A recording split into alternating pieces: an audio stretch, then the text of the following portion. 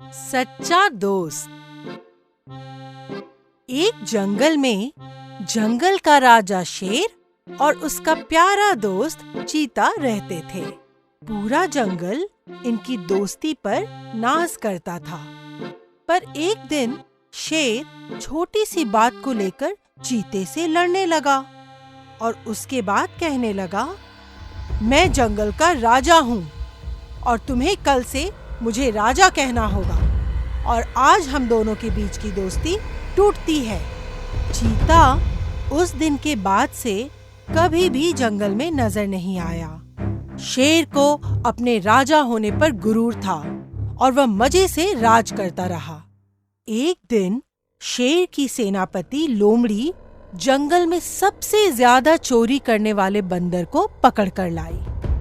तब शेर ने बंदर को मौत की सजा सुना दी और कहा कि तुम्हें आज से ठीक 2 महीने बाद जंगल के सबसे ऊंचे पहाड़ से धक्का देकर मार दिया जाएगा। और इस तरह बंदर को जेल में डाल दिया गया। बंदर का एक दोस्त हिरन था। जब उसे पता चला कि उसका दोस्त गिरफ्तार हो गया है तो वह बंदर से मिलने गया। हिरन ने उसे बहुत समझाया।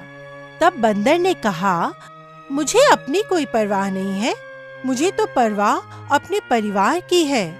काश मुझे कुछ दिन मिल जाते, मैं उनके लिए कुछ कर पाता। तभी बंदर का दोस्त हिरन मायूस हो गया और सोचने लगा, काश मैं तुम्हारे लिए कुछ कर पाता। वह राजा शेर के पास गया और कहा, महाराज, क्या मैं कुछ दिनों के लिए अपने दोस्त बंदर की जगह जेल में रह सकता हूँ? शेर ने कहा, देख लो, अगर तुम्हारा दोस्त कुछ दिनों बाद समय पर नहीं आता है तो उसकी सजा तुम्हें भुगतनी पड़ेगी। हिरन ने कहा, मैं उसकी जगह पर मरने को तैयार रहूंगा अगर वह समय पर नहीं आता। और उसके बाद हिरन को जेल में डाल दिया जाता है और बंदर को आजाद कर दिया जाता है। लगभग 2 महीने पूरे हो जाते हैं पर बंदर वापस नहीं आता है।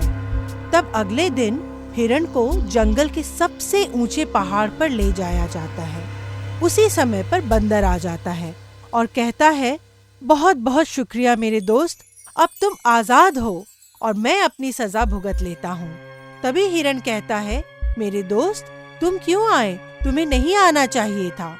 तुम वापस चले जाओ, मैं तुम्हारी जगह अपनी जान दे दूंगा। शेर यह सब कुछ देख रहा होता है और उसे इन दोनों की दोस्ती देखकर रहम आ जाता है। वह बंदर की सजा माफ कर देता है। उसके बाद बंदर और हिरन खुशी खुशी वापस चले जाते हैं। तब उसे अपने दोस्त चीता की याद आती है। वह तुरंत अपने दोस्त चीता के पास जाता है और कहता है, मेरे प्यारे दोस्त, मुझे माफ कर देना, मैं तुम्हारी सच्ची दोस्ती का एहसास ही नहीं कर पाया।